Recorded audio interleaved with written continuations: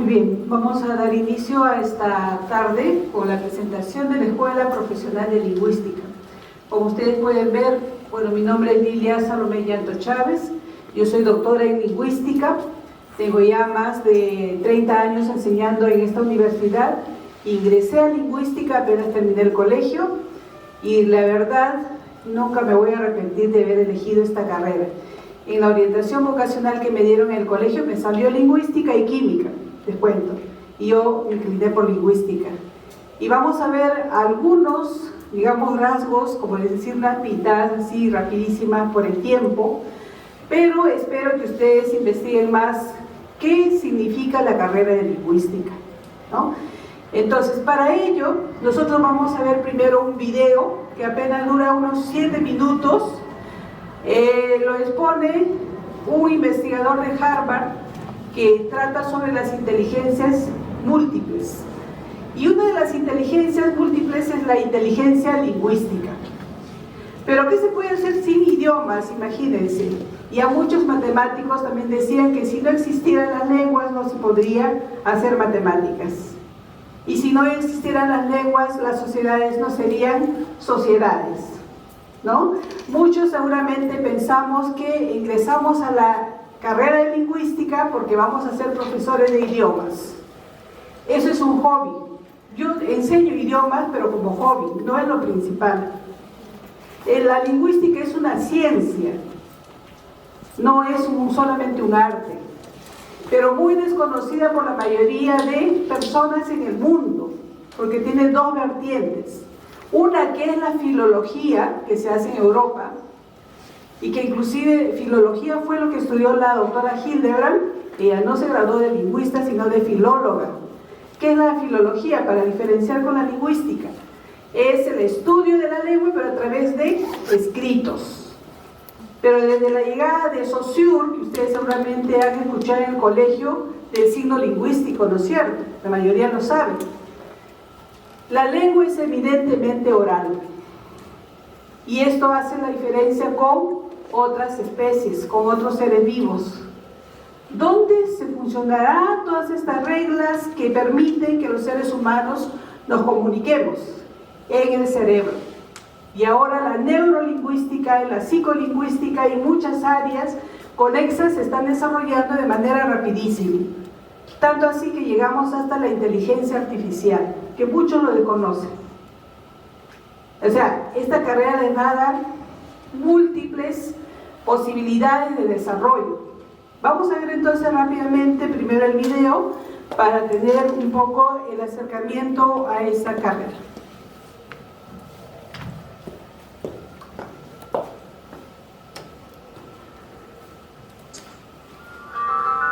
Te puedo hacer una pregunta que yo creo que todos queremos saber. O sea, ¿qué entiendes por inteligencia? Permíteme una metáfora que creo que es más práctica. Si crees en una inteligencia única, lo que quieres decir es que tienes un solo ordenador en el cráneo. Si ese ordenador funciona y es eficiente y rápido, no comete muchos errores. Eres bueno en todo. En cambio, si funciona a trompicones, estás dentro de la media. Y si va lento y comete muchos errores, es que eres estúpido. La reivindicación de las inteligencias múltiples es que tenemos una serie de ordenadores independientes. Uno se encarga de la información musical, otro de la información espacial, otro de la información corporal. Por supuesto, no es un ordenador pequeño. No tenemos una lata vacía aquí dentro.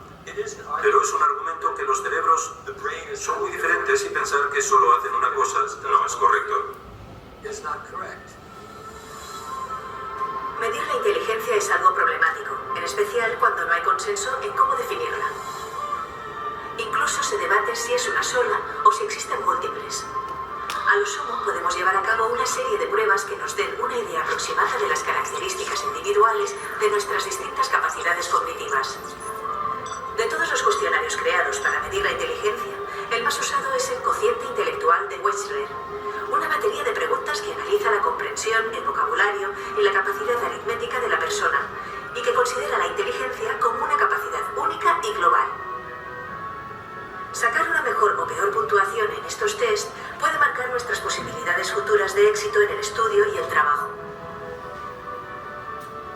científicos con este tipo de test han señalado que sus resultados varían en función de lo concentrados que estén los alumnos o incluso de su nivel de formación académica. Ahora, un estudio reciente de la Universidad de Londres, dirigido por Kathy Prices, muestra que, de hecho, el cociente intelectual no se mantiene constante durante la adolescencia, sino que aumenta o disminuye conforme lo hace el volumen de materia gris en esa época. Es decir, entre los 12 y 20 años, cuando el cerebro está aún en desarrollo. Estos cambios en la estructura del córtex cerebral, visibles por resonancia magnética, demuestran la importancia que la plasticidad neuronal puede tener en nuestra vida y comportamiento.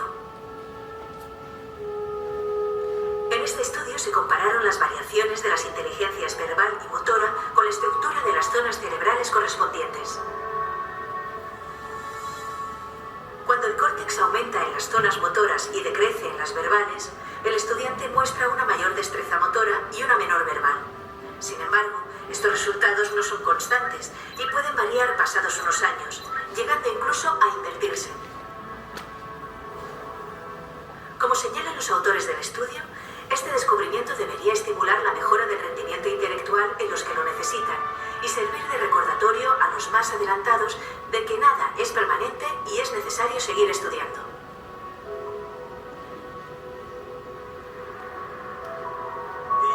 La disponibilidad de ordenadores personales, dispositivos portátiles, tabletas gráficas, significa que ya no tenemos que enseñar la misma cosa del mismo modo ni examinar de una sola manera. Tenemos la suerte de vivir en esta época. Quienes parece que no lo entienden son los ministros de Educación. Lo que encuentro fascinante es que 20 años más tarde o más, desde el momento en que hablaste por primera vez de este tema, puedes hacer algo que hace 20 años parecía imposible. Se trata de la formación personalizada. Puesto que todos somos distintos, hay que dar una formación distinta a cada uno. Y ahora, gracias a la revolución digital, eso es posible. Es verdad, estamos solo al principio, pero el software y el hardware son cada vez más versátiles. Y si quieres aprender algo, ya sea a esquiar o a vender cálculo o genómicas, no hay ningún motivo por el que todos tengan que aprender de la misma manera. Sería una estupidez. Cuanto más versátil sea el software y cuanto mejor guía sea el maestro para decir ¿por qué no aprendes de esta manera? O dime cómo te gusta aprender. Cuéntame que has aprendido de una manera que te resultaba cómoda. Y cuanto más me repitan lo mismo, más personas recibirán formación. Así que la cuestión es descubrir cómo aprende una persona, descubrir sus pasiones, que son muy importantes, y utilizar todos los recursos humanos y tecnológicos que nos sirvan de ayuda. Por supuesto, se trata de un ideal, pero estamos mucho más cerca de ese ideal de lo que habíamos estado nunca antes de la revolución digital. Es fascinante porque sugieres, corrígeme si me equivoco, que no solo las personas son diferentes, no solo los estudiantes son distintos y hace falta una formación personalizada, sino que la formación es también diferente. Es decir, los maestros deben cambiar, porque, como acabas de decir, una materia concreta no se enseña de una manera determinada, puede enseñarse de diferentes maneras. Sí, creo, Eduardo, que cada vez más los maestros se convertirán en guías. Guías. Con eso quiero decir que todos sabrán algo de los estudiantes sabrán algo de sí mismos y los padres sabrán algo de sí mismos y trabajarán en equipo para decidir cuál es la mejor manera de aprender para una persona. Hay cosas que todos debemos aprender, pero no hay ninguna razón para que las aprendamos de la misma manera. Las sociedades con materiales informáticos versátiles y maestros que actúan como guías tendrán una enorme ventaja sobre aquellas en las que el software no se utilice bien. Y los maestros crean que son la fuente de toda la información y todo el conocimiento. Porque en la actualidad, y estoy bastante bien informado, los estudiantes no paran de decir eso no es correcto, o lo acabo de buscar, y por supuesto levantan la mano. Quien levante la mano no siempre tendrá la razón, pero probablemente tenga más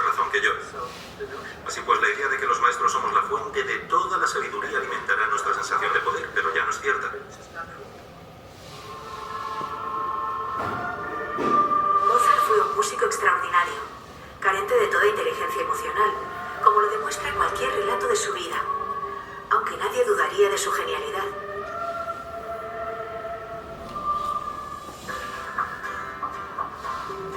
Al igual que Mozart, nuestras capacidades o inteligencias múltiples pueden tener un desarrollo desigual sin que ello represente un obstáculo para la realización personal. Sin embargo, un resultado negativo en un test de inteligencia tradicional suele asociarse a una condena al fracaso. Librarnos de este estigma social es el mayor logro de la teoría de las inteligencias múltiples. Cada uno de nosotros pensamos y aprendemos de maneras distintas. Al menos existen tantas como tipos de inteligencias múltiples básicas, es decir, visual espacial, verbal, kinestésica, lógico-matemática, musical, intrapersonal, interpersonal y naturalista. Gracias a la introducción de las nuevas tecnologías en las aulas, se está haciendo realidad la educación personalizada. Con un clic elegimos lo que queremos leer o a qué queremos exponer nuestra mente, haciendo nuestro el estudio. Quizás por ello, la principal misión de los profesores en esta nueva era sea la de asistir a los estudiantes a reconocer cuáles son sus tipos principales de inteligencia y ayudarles a utilizarlas para acceder más fácilmente al conocimiento. Todo ello, por supuesto, sin olvidar estimular y desarrollar el resto de sus habilidades. Así, el profesor pone en las manos de los estudiantes la responsabilidad de su propia educación, enseñándoles a controlarse y a decidir qué es lo mejor para ellos, desarrollando juntos las mejores condiciones de estudio y aprendiendo a relacionarse con los demás, incluso a través de las redes sociales. La independencia y la autonomía de las nuevas tecnologías son algunas de las competencias que la nueva sociedad está reclamando a la juventud. El futuro está en las mentes emprendedoras, capaces de trabajar con la diversidad cultural y utilizar todos los recursos, tanto de su inteligencia como del mundo digital.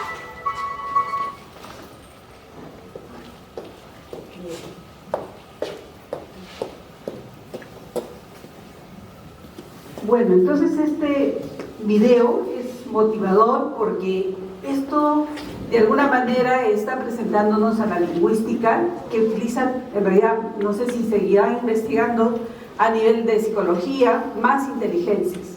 Ustedes han visto cómo ha evolucionado la investigación.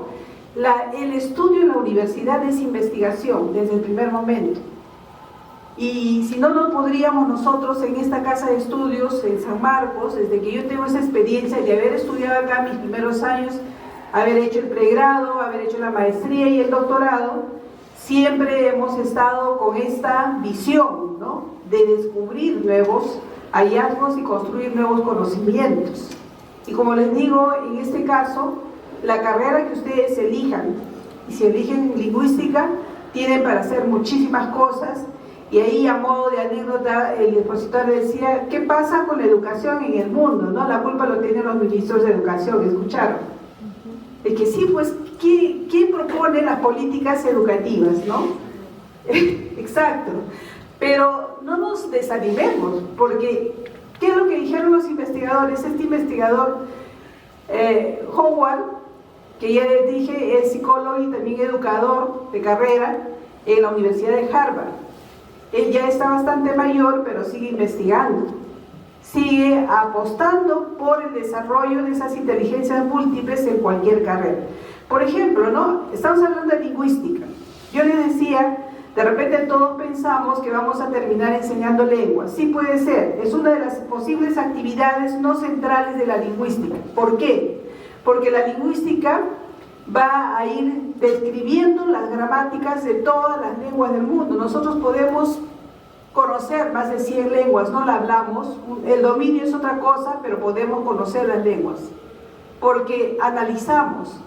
Ya les dije, esta es una ciencia del lenguaje que además se complementa con otras ciencias como la psicología, la filosofía, ¿no?, pero también últimamente con la medicina y también con lo jurídico, porque hay lingüística forense también. O sea, para especializarse en realidad tenemos muchas posibilidades, ¿no?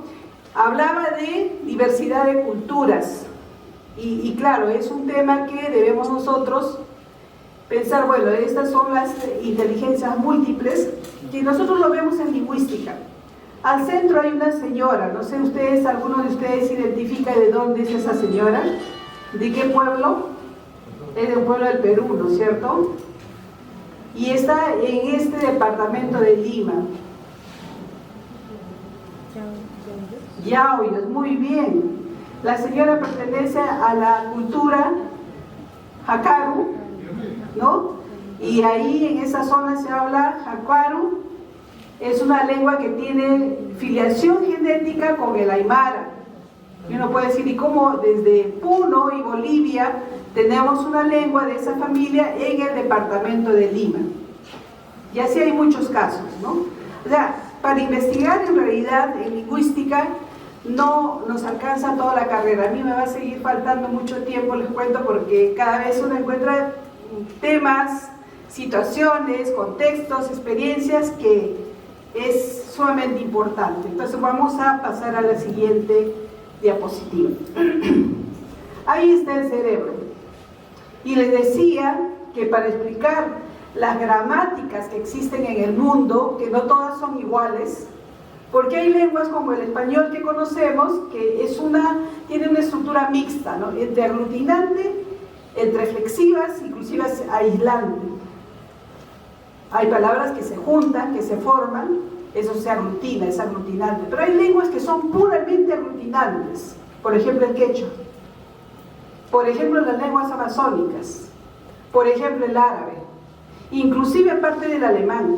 Ustedes han visto que tiene palabras bastante extensas porque se van juntando lo que se conoce como morfemas. Con una sola palabra yo puedo expresar todo lo que en castellano lo hago en un enunciado, hasta en un texto muchas veces, ¿no? Entonces, conocer eso implica investigación. ¿A través de qué? De ese maravilloso cerebro que todos tenemos, y en todo el mundo la especie tiene el mismo peso del cerebro, la misma constitución del cerebro. Entonces uno puede decir, ya en tal país solamente usan 4 inteligencias y acá 8, por ejemplo, ¿no? Porque se hablaba de 8 inteligencias múltiples, ¿no? No, un médico escribe, hace poesía, lo puede hacer. Un lingüista puede ser a la vez un ingeniero informático, lo puede ser y lo es ahora, ¿no? Entonces ya depende de uno, por eso dice el aprendizaje y la enseñanza personalizada depende de uno. Ya no podemos estar esperando de repente como una educación tradicional donde nos dan todo hecho y además a veces hasta nos dictaban las clases, ¿no? Antes era así, yo estudié así, pero eso no nos debe limitar, porque cada uno va descubriendo sus formas de aprendizaje, como también el video se pudo ver, y ahí nos lleva a toda una gama de posibilidades que vamos a ver en este momento. Hay unos centros iluminados, que son 2 centros principales. A ver, voy a tratar de señalarlo. Ese centro, ¿no? Que sería el de Wernicke, ¿no? Que se descubrió que ahí se podía explicar esa relación de neuronas en un centro para la comprensión del lenguaje. Porque cuando uno nace, lo que primero va a hacer es comprender lo que otros hablan. No puede hablar porque no tiene madurez fisiológica, ¿no es cierto? Hay muchos elementos de la fisiología que todavía están en desarrollo, pero sí comprende. Cuando uno dice, no, ese bebé no habla, no, tú di lo que quieras porque no te va a entender, mentira, pues te das cuenta, eso no es así. No podrá hablar, pero ya está procesando información, ¿no? Y en el otro punto, acá adelante, sería el centro de Broca, un francés también que descubrió por problemas patológicos en pacientes que ahí se producía el lenguaje, es decir, el habla. ¿Cómo hablar? Pero todavía siguen las investigaciones sobre estos temas porque no se sabe al 100% qué neuronas se conectan, en qué momento. Lo que sí se sabe, hay pues todas unas sustancias que alimentan, ¿no?, las conexiones de las neuronas a través de señales tipo lo que estamos viendo, ¿no? La informática, por ejemplo, tipo programas, tipo software, si se quiere, ¿no? Hay programas. Por eso es que las lenguas son diferentes en el mundo. La especie humana es la misma, pero convencionalmente ha construido gramáticas diferentes. que no se pueden traducir literalmente, se pueden interpretar. Por eso ahora ya vamos viendo que estas carreras de traducción también tienen que cambiar sus enfoques. Ustedes habrán visto cómo hace unos 5 años ponían un pequeño texto en la computadora y le pedían que traduzca, no se entendía nada, ¿no es cierto? El resultado era muy confuso. Pero con el tiempo ahora los informáticos también están estudiando lingüística, sobre todo la semántica, para ver cómo llevan al lenguaje de máquina para poder encontrar traducciones mucho más fieles, y lo están logrando. Entonces la lingüística también está trabajando en ese campo de la informática, ¿no? Vemos entonces que hablando de lingüística, más que hablar solamente de lengua a nivel de un enfoque estructural, hablamos de una semiótica cognitiva. Estamos en una era en que el enfoque es más cognitivo que estructural. Antes veíamos en los estudios de los colegios también cómo se arma una frase. El artículo, el núcleo de la frase nominal, el núcleo de la frase verbal. Ahora eso en realidad es una fórmula que puede no estar ahí. Yo digo con una palabra toda una oración o un texto y no estoy identificando partículas, porque lo que importa es el significado. Por eso es una semiótica cognitiva con procesos de la cognición, ¿no? Y toda gramática es emergente, eso es lo interesante y bonito, ¿no? Yo voy a proponer nuevos métodos de enseñanza de lenguas, ya no con el diccionario, porque uno aprende una lengua más que aprender la adquiere dependiendo de las circunstancias.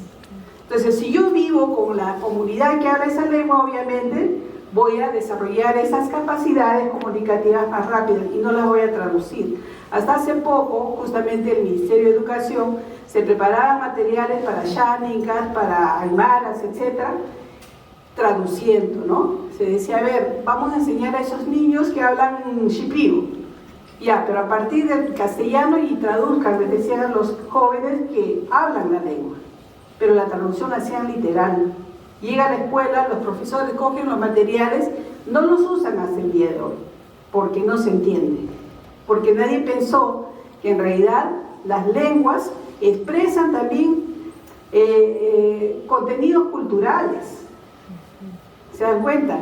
Cuando uno aprende una lengua, estudiando también los aspectos culturales y otros aspectos extralingüísticos, en realidad uno lo va a desarrollar de manera efectiva y no me voy a olvidar, ¿no? Como ahora, por ejemplo, lamentablemente todavía estamos en una etapa en que para obtener el grado de magíster o de doctor hay que tener, doctor, 2 idiomas, magíster, un idioma aparte del castellano, ¿no?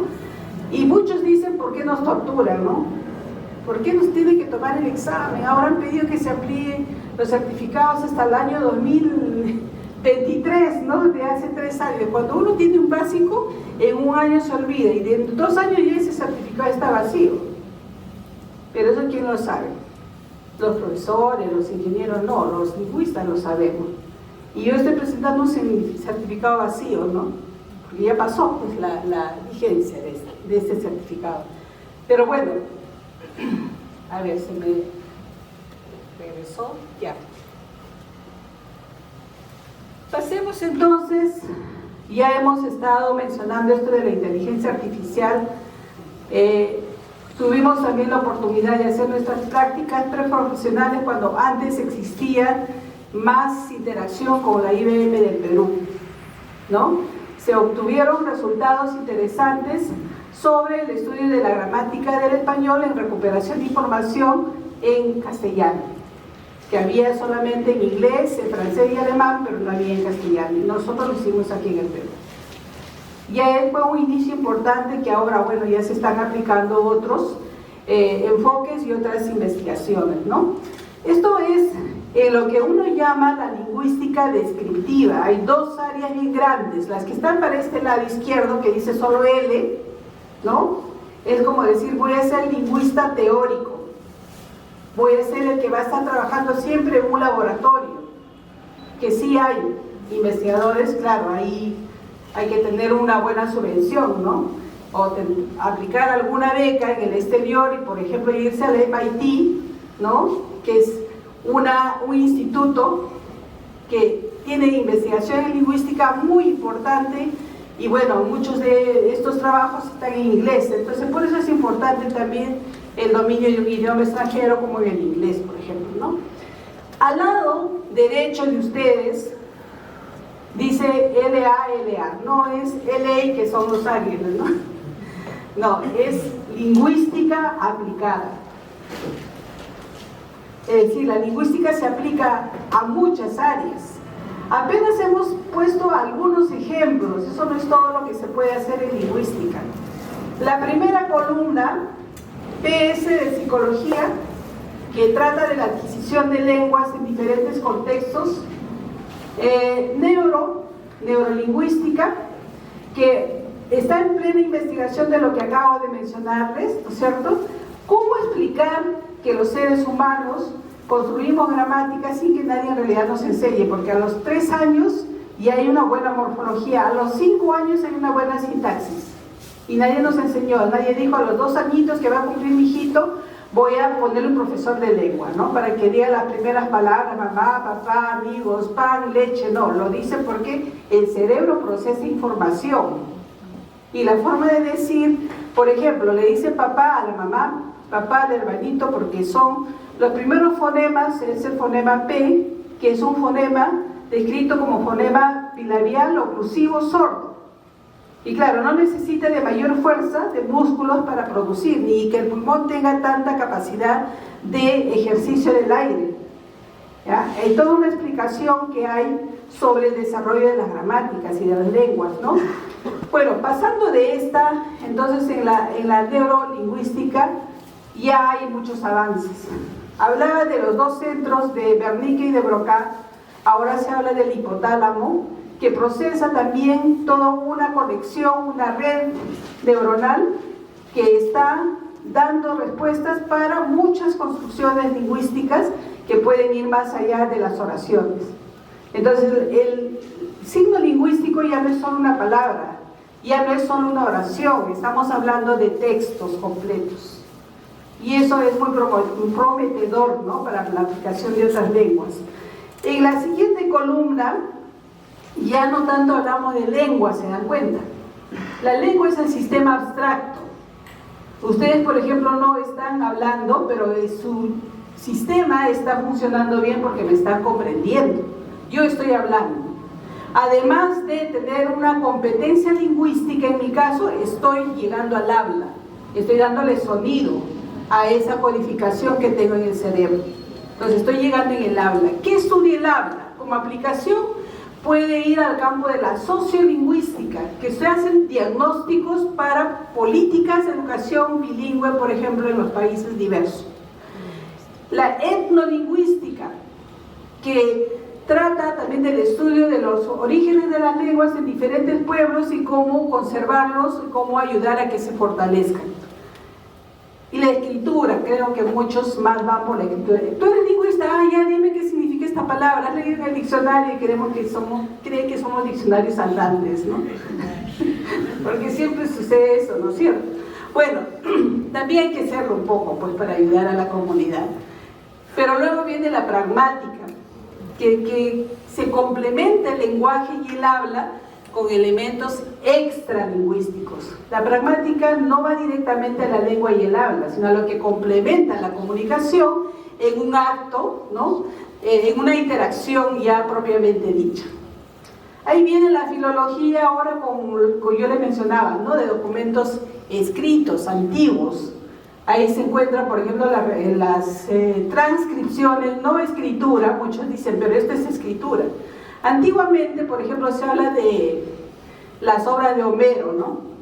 Ya estuvo en discusión, probablemente Homero nunca existió, porque toda la obra que se ha publicado y se ha difundido es transcripción de la tradición oral, así como muchos pueblos nuestros cuentan, ¿no? ¿Quién es los cuentos andinos o amazónicos? Ninguno, es todo el pueblo, porque eso se ha transmitido de manera oral, y eso sucede con las obras, supuestas obras de Homero, ¿ya? Entonces, de eso se encarga la filología, es apenas una parte, ¿no?, un área de estudio, pero ya les digo, se confunde con la lingüística. Hay algunas universidades en el país que tienen filología y literatura, pero después le cambiaron a lingüística y literatura, pero siguen haciendo filología y no lingüística, por si acaso eso hay que revisar bien, ¿ya? La traducción, que ya lo mencioné, que está cambiando el enfoque, y la redacción y corrección de estilo, ¿no? Muchos de los egresados en lingüística quizás sus primeras prácticas la dedican a la corrección de estilo, a la redacción y corrección de estilo, porque hay muchas tesis que revisar, hay que trabajar en producción ahora de artículos de revistas científicas, y muchos requieren de servicio de los egresados de lingüística, claro, conociendo las normas y estando al día con las normas, ¿no? Que para eso hay una academia, una Real Academia Española, que no todas las lenguas la tienen. Por ejemplo, el inglés no tiene ninguna academia y sin embargo igual escriben bien, ¿no? Depende de cómo uno pues expresa el punto, ¿no? La siguiente columna, ahí hablamos de múltiples disciplinas y podríamos hacer la lista mucho más larga, pero por el tiempo les digo algo que es interesante y que parte de la política de educación en nuestro país, la educación intercultural bilingüe, esa EIB que está tan descuidada y que hace invisibles, por ejemplo, a los amazónicos. Todavía los andinos pueden ser ya más visibles porque reclaman y están más cerca a la sociedad, a lo urbano, ¿no? Pero ¿dónde están los amazónicos? Son más de 40 lenguas. Los niños, cuando uno va a sus comunidades, hablan solo su lengua, pero va un profesor que habla solo castellano, como si nosotros, habiendo nacido en una familia que habla solo castellano, viene un profesor chino y nos enseña solo en chino. ¿Qué haríamos nosotros si no le entendemos? Uno dice, no, entonces yo no entiendo, y uno cree, tan mal estaré, soy tan bruto que no entiendo esto, entonces agacho la cabeza y me voy y nunca más vuelvo a la escuela. Y así crecen. Y así se les dice, pues no, es que él no puede hacer esto, no puede hacer lo otro. Sobre todo les digo, es el tema de las comunidades de los pueblos amazónicos. Nosotros hemos estado con ellos también. Hace poco yo he regresado en realidad de estar en la selva de 3 años y es sorprendente la forma como ven su desarrollo. Y a pesar de todas las dificultades que ellos viven, siguen siendo optimistas. Y hace 2 veces también han venido acá a la universidad a pedir que se les haga algunos programas de fortalecimiento. ¿Y quiénes pueden hacer eso? Entre todas las carreras, obviamente está salud, está de derecho, etc., somos los lingüistas que debemos atender esas necesidades en el desarrollo de su persona, porque ya han visto aquí, se trata de una inteligencia múltiple. La lingüística no puede ser solamente basada en el estudio de las palabras con un diccionario y se acabó. Eso no me daría nada, yo estaría aburrida en realidad. No habría hecho mucho, ¿no? Pero viendo todas esas posibilidades de aplicación, tenemos para seguir trabajando. Obviamente puedo yo ser profesora de segundas lenguas, como ya la mayoría creo que piensa que es ser lingüista, pero también enseñar lenguas extranjeras, porque desde el primer año se enseña fonética, fonología, es decir, aprendo a pronunciar diferentes lenguas del mundo, ¿no? Alguien lee, por ejemplo, el nombre o apellido de un alemán y dice Schumacher, ¿no? Todos sabemos que es Schumacher, pero imagínense si el alemán escucha acá sentado y dice, ¿pero qué me están diciendo, no? ¿Se dan cuenta? O un italiano o un portugués.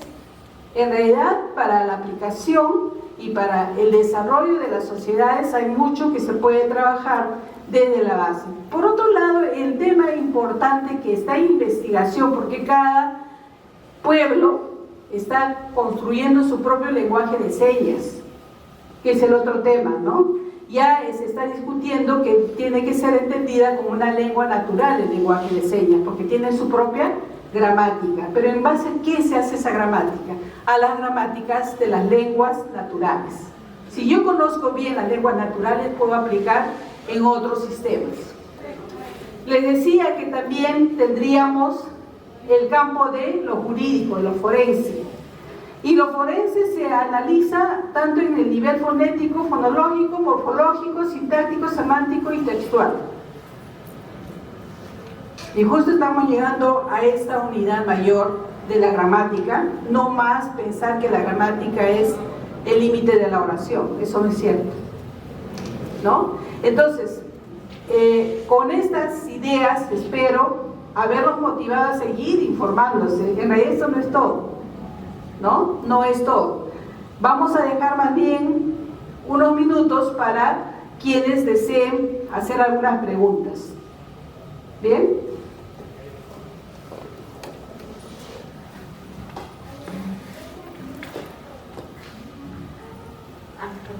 Primero agradecer la exposición que hizo, que ha sido muy interesante. Quería hacer una pregunta relacionada a las inteligencias múltiples y a lo que dijo pues el investigador.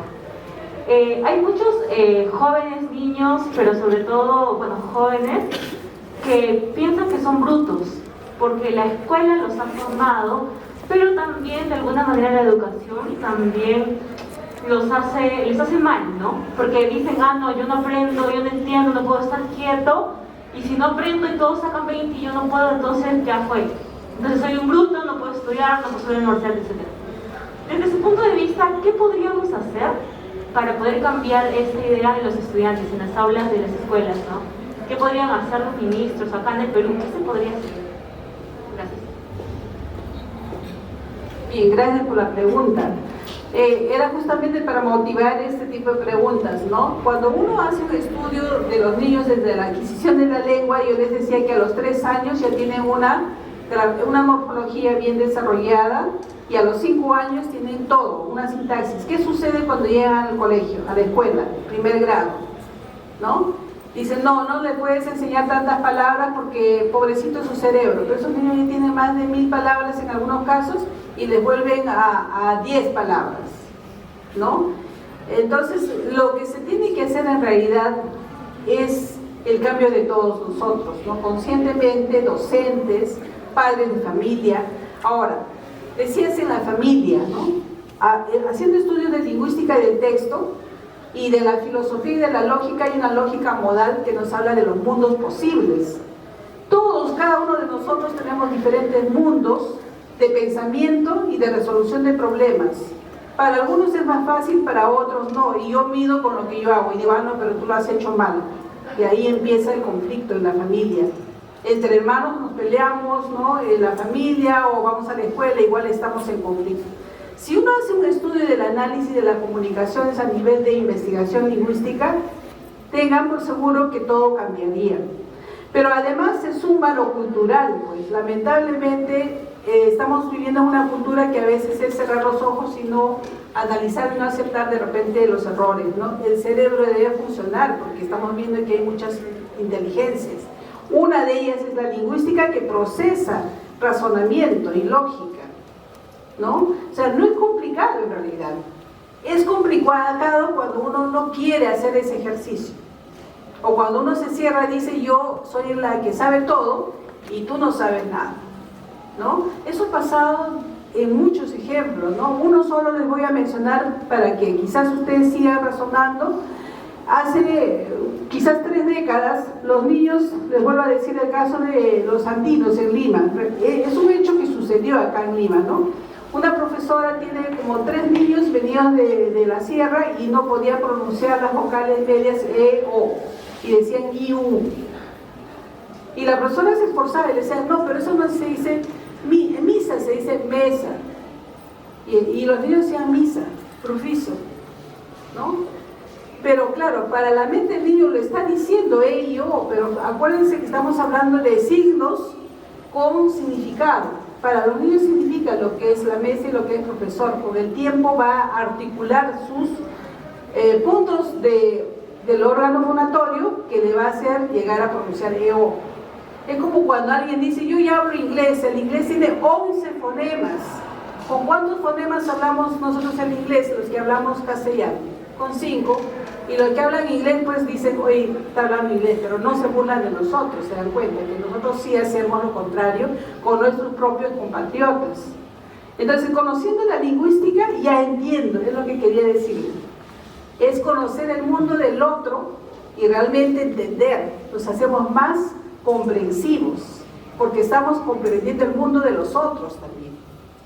¿no? Pero si eso no se sabe y se cree que todo lo que yo digo es correcto y lo que tú dices es malo, bueno, pues ahí empieza el problema, ¿no? La gramática no es así, la gramática funciona en cuanto tenga efectos comunicativos, no en la forma, sino en el significado. Y cómo crece la persona en sí es, ¿no? Bien.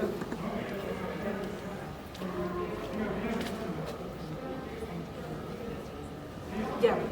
A ver, dos preguntas, porque están esperando ahí. A ver, aquí. No, más bien usted pregunte algo y ellos que contesten. Ay. Sí. Pregunta nomás, la última que no va. Buenas tardes, disculpe. Usted comentó de que normalmente la lingüística se toma como solamente aprender idiomas o traduciéndolos. ¿En qué, más que nada, usted cree que se derivaría más la lingüística para nuestra sociedad o para nosotros mismos? A ver, respondo rapidito, ¿no? Es para todo en realidad. Y ahí cuando yo les decía, no podemos solamente trabajar con el diccionario para ir muy puntual, es que, por ejemplo, yo digo hola, ¿cómo estás? Y todos quieren traducir el hola, ¿cómo estás? En todos los idiomas. Por ejemplo, el chino no te pregunta cómo estás, te pregunta si ya comiste. Y ese es el saludo. O el ashánica no te dice tampoco hola, ¿cómo estás? Ni buenos días, dice ya te vi. Y de ahí como que hubieran cogido esa frase en Avatar. Ustedes han visto la película Avatar, ya te veo. Y en el ashánica se dice, eres tú, o Viri. Y se alegra de ver al que conoce, ¿no? Y es otra forma de expresión, inclusive es desarrollo del ser humano que tiene como una correlación con la lengua, ¿se dan cuenta? O sea, no hay que aprender por aprender, es cultural, tiene contenidos culturales. Eso es importante. Bueno, entonces, como se nos acaba el tiempo, yo les voy a preguntar, a ver, ¿cómo definen ustedes entonces la gramática, ¿no?, frente a los nuevos enfoques según lo que yo he podido compartir con ustedes? A ver, ¿quién puede definir la gramática? Si ustedes pueden decir algo de la gramática que no es la que leyeron desde hace tiempo, con sus propias palabras, podemos decir, qué bien, ¿no?, estamos en el camino. A ver, ¿quién se anima? Interpretación. ¿Perdón? Interpretación más que traducción en todo caso, ¿no es cierto? Ya, muy bien, es uno de los, digamos, horizontes, sí, a ver. La que contestó. Pero base a la historia de cada lengua. O sea, como usted dice, en ciertos lugares no se dice hola, ¿cómo estás? Sino pues han comido, porque hay una historia detrás de todo eso.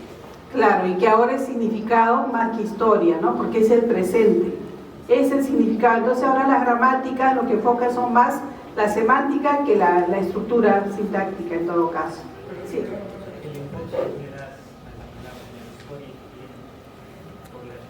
La etimología. La etimología te va a decir de qué palabra deriva, latín, hebreo, qué sé yo, ¿no?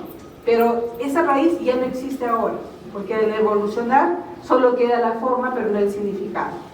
Entonces es diferente, que sí hay lingüística histórica y que sí llevamos en la carrera. Estudiamos y reconstruimos formas antiguas también. Sí. ¿Puede ser que sean cómo combinamos las palabras y los recursos? Más que nada es que la cognitiva ahora nos dice que el cerebro construye esquemas idealizados. Y ese esquema idealizado ya es un concepto complejo para luego expresarse en una palabra. Y a un ejemplo, ahí terminamos. Por ejemplo, en portugués está la palabra saudade. Cuando uno va al diccionario dice, es nostalgia. Y no significa solo nostalgia. Es una nostalgia de no ver a alguien, pero está feliz de haberlo conocido. Entonces no tenemos pues esa palabra en castellano. Es complejo el significado de saudade. Así hay muchos, ¿no?, términos en diferentes lenguas que uno, por eso les digo, no se puede traducir de manera literal, sino de estudiar de manera significativa. Entonces puede ser una palabra, una estructura frasal, un texto, pero ¿qué estás tú dándole, qué valor le das para construir esa gramática, ¿no? Entonces ahí ya la situación ha cambiado muchísimo, se dan cuenta. Hay mucho que investigar, chicos. Así es que gracias por estar aquí y ya estaremos de repente viéndonos en las aulas si aún estamos por acá, ¿no? Hola, ¿qué tal? Aquí estamos con la doctora Lidia Llanto Chávez. Ella ha sido la expositora a cargo de la carrera de Lingüística. Doctora, muchísimas gracias por aceptarnos esta pequeña entrevista y luego de la charla me he quedado bastante sorprendida. Yo ya lo sabía porque soy comunicadora, pero también trabajo en el área de lengua mediante la enseñanza. Me he sorprendido gratamente también por saber cómo la lingüística va más allá de la docencia, más allá de una ciencia que nosotros muchas veces tenemos la idea de que es contemplativa, analítica, sino que tiene mucho de acción, como por ejemplo sus implicancias en las tecnologías. Bueno, sí, como les mencionaba, en las tecnologías ahora se habla de inteligencia artificial y justamente hablando con un ingeniero informático, me comentaba, ¿no?, que él está haciendo una investigación para sacar resúmenes de textos amplios, ¿no? Y me los presentó para yo evaluar y le digo, pues bueno, la máquina está evaluando más terminología, pero no el texto en sí. Entonces vamos a mejorar esto, ¿no? Hay que mejorar el programa. ¿Ya? Entonces me parece interesante porque ya hay una importancia que le da el ingeniero, pero no a nivel de los algoritmos que antes se usaban, no solamente para codificar morfemas. Ahora es el texto y ya estamos en otra era, ¿no? Así es, pero además hay un factor importante de la lingüística y es la capacidad para hacernos ciudadanos de mundo, gente que se comprenda a nivel intercultural. Por ejemplo, ahora San Marcos desafía a sus alumnos poniéndoles un texto en inglés, comprensión lectora en una lengua que no es la suya. ¿Qué nos puede decir al respecto de esa necesidad de comprender a la lengua como más que como un elemento de estudio contemplativo, una forma de reconciliarnos con todas las culturas, incluso de cohesión nacional? Así es. Mire, la UNESCO ya desde hace varias décadas ha declarado, ¿no?, los derechos de la preservación de las lenguas y culturas, ¿no? Y si uno trabaja en esa línea, lo que va a suceder es vivir en armonía. ¿No es cierto? ¿Y por qué vivir en armonía? Como decíamos, las gramáticas no son formas, las gramáticas son significados, son comprensión, entendimiento, ¿no? Y la interculturalidad, que ese es el tema en realidad, ¿no? Estudiando lenguas diversas, inclusive el inglés ya está enfocando en el marco de la interculturalidad. Porque uno no aprende palabras sueltas, aprende valoraciones. Exacto, el uso de una palabra en un contexto cultural.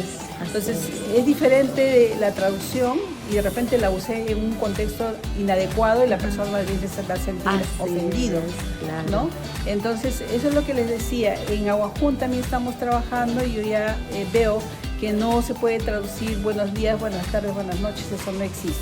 Pero sí existen otros contenidos que hace que yo te reconozca como una persona que conozco, que te reciba, que eso ocurre también hasta con el inglés ocurre. Cuando nosotros analizamos textos en inglés, vemos que hay ideas que se pueden decir de otras maneras, ¿no? Y bueno, la verdad que eso nos enriquece como personas y sobre todo en un mundo globalizado, saber no solo compartir datos, sino ideas, culturas. Así es, lo que les decía en el tema de los posgrados, ¿no? ¿Por qué en los posgrados se exigen lenguas? Porque hay que conocer la fuente en su escritura original. Las traducciones casi siempre nos traen ideas contrarias. Y se ha descubierto, inclusive la definición de un investigador ha sido cambiada. Tergiversada, ¿no? Tergiversada. Y yo los voy a defender en mi tesis y alguien por ahí lee inglés. Eso no quiere decir, usted está diciendo lo contrario. Entonces, no es que a alguien se le haya ocurrido, ¿no? Aprende el idioma porque sí, ¿ya? Entonces yo creo que hay muchas razones por las que hay que seguir trabajando en lingüística. Muchísimas gracias, doctora. Ha sido muy gentil, muy amable y desde luego que nuestros alumnos y los chicos estarán inspirados para ver con nuevos ojos la lingüística. Gracias. Hasta luego.